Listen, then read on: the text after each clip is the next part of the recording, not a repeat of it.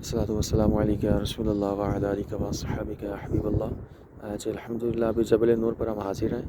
یہ غار حرا، یہ وہ مبارک مقام ہے جہاں پر آقا کریم صلی اللہ تعالیٰ علیہ وآلہ وسلم اعلان نبوت سے پہلے اللہ پاک کی عبادت کے لیے حاضر ہوا کرتے تھے، اور کئی دن تک یہاں پر اللہ کی عبادت کیا کرتے تھے۔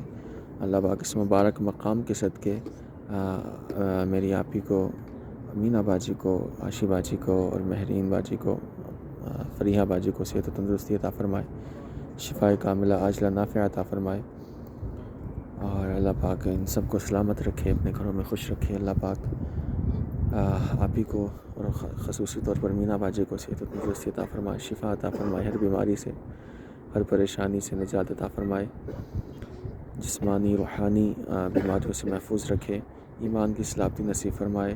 آقا کریم صلی اللہ تعالیٰ علیہ وآلہ وسلم کے صدقے اللہ پاک مرتے وقت ہمیں کلمہ طیبہ پڑھنا نصیب فرمائے۔ اللہ پاک آپ کو ہمیں بار بار میٹھا میٹھا مدینہ دکھائے، بار بار حج بیت اللہ کی سعادت نصیب فرمائے۔ اللہ پاک آقا کریم صلی اللہ تعالیٰ علیہ وسلم کے جلووں میں موت نصیب فرمائے، اور جنت الفردوس میں آقا کریم صلی اللہ تعالیٰ علیہ وسلم کا پڑوس مل جائے۔ یا اللہ تو کرم فرما، آپ ہی کو شفائے کاملہ عاجلہ نافعہ عطا فرما، دراز عمر بالخیر عطا فرما، ان کا سایہ ہمارے سر پر تا دیر قائم دائم فرما۔ یا اللہ آپ ہی کی تمام پریشانیوں کو دور کر دے، تمام پریشانیوں کو دور کر دے، ان کو سکون عطا فرما، قلبی سکون عطا فرما، مینا باجی کو علم نافع عطا فرما، مفتیہ مبلغہ بنا۔ یا اللہ ہم سب کی تمام فیصلوں کو قبول منظور فرما۔ الصلاۃ والسلام علیکہ یا رسول اللہ وعلی آلہ و صحابہ یا حبیب اللہ۔ اللہم صلی علی سیدنا و مولانا محمد معدن الجود والکرم وآلہ وبارک وسلم، آمین یا رب العالمین۔ تو یہ مکہ پاک ہے، یہ کلاک ٹاور آپ کو نظر آ رہا ہوگا، یہ سارا وادی مکہ جگمگا رہا ہے، یہ اس طرف آپ دیکھ سکتے ہیں۔ اللہ تبارک و تعالیٰ کی رحمتیں برس رہی ہیں، سبحان اللہ۔ اللہ پاک آپ کو بھی یہ منظر بار بار دیکھنے نصیب فرمائے۔ اللہم صلی علی سیدنا و مولانا محمد معدن الجود والکرم وآلہ وبارک وسلم۔ یہ وہ مقام ہے جہاں پر پہلی وحی نازل ہوئی، اور سورہ علق کی ابتدائی 5 آیات نازل ہوئی۔ اقرأ بسم ربک الذی خلق، خلق الانسان من علق، اقرأ وربک الاکرم الذی علم بالقلم، علم الانسان ما لم يعلم۔ یہ 5 آیات یہاں پر نازل ہوئی، جو حضرت جبرائیل علیہ السلام لے کر بارگاہ مصطفیٰ صلی اللہ علیہ وسلم میں حاضر ہوئے،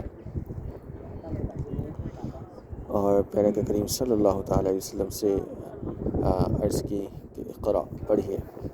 آپ نے فرمایا ما انا بقارئ، کہ میں پڑھنے والا نہیں ہوں۔ تو پھر فرمایا اقرأ، پھر آپ نے پیارے نبی نے فرمایا ما انا بقارئ، کہ میں پڑھنے والا نہیں ہوں۔ تیسری بار پھر یہی ہوا، پھر حضرت جبرائیل علیہ السلام نے آپ کو اپنے بازوؤں میں لے کر زور سے بھینچا، تو جس سے پیارے نبی صلی اللہ تعالیٰ علیہ وسلم کے پسینے آ گئے آپ کے چہرہ مبارک پر، اور پھر فرمایا کہ اقرأ بسم ربک الذی خلق، کہ پڑھیے اپنے رب کے نام سے کہ جس نے پیدا کیا۔ تو پھر پیارے نبی صلی اللہ تعالیٰ علیہ وسلم نے پڑھا اقرأ بسم ربک الذی خلق، خلق الانسان من علق، اقرأ وربک الاکرم الذی علم بالقلم، علم الانسان ما لم يعلم۔ تو جب یہ آیات نازل ہوئی تو اس کے بعد آقا کریم صلی اللہ تعالیٰ علیہ وآلہ وسلم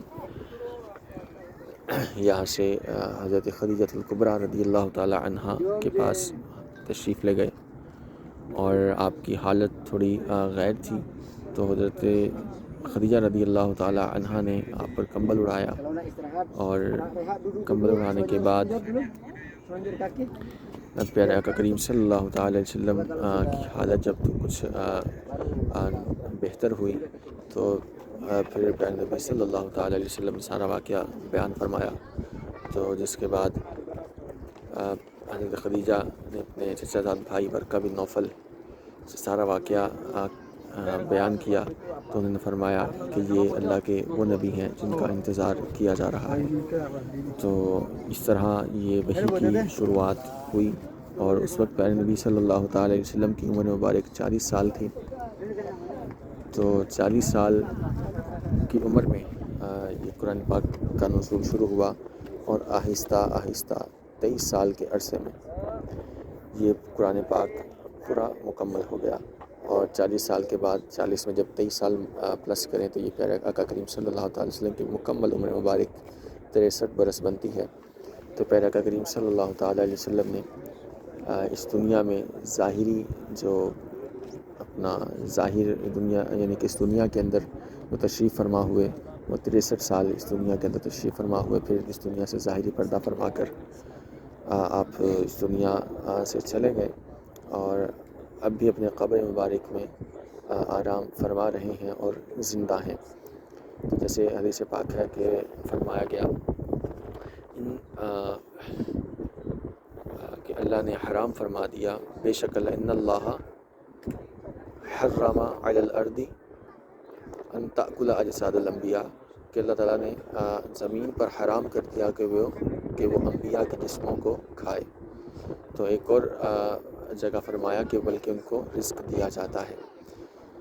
تو اسی پر آقا کریم صلی اللہ تعالیٰ علیہ وسلم کے عظیم امتی اعلیٰ حضرت امام اہل سنت مجدد دین و ملت الشاہ امام احمد رضا خان علیہ رحمۃ الرحمن فرماتے ہیں کہ تو زندہ ہے واللہ، تو زندہ ہے واللہ، میری چشم عالم سے چھپ جانے والے۔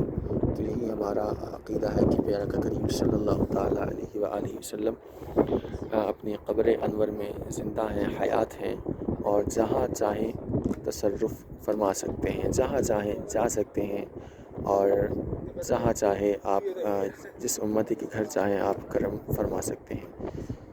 تو اللہ پاک ہمارے بھی نصیب میں آقا کریم صلی اللہ تعالیٰ علیہ وسلم کی زیارت نصیب فرمائے، ہم بھی سوئیں اور آقا کریم صلی اللہ تعالیٰ علیہ وسلم کا دیدار نصیب ہو جائے۔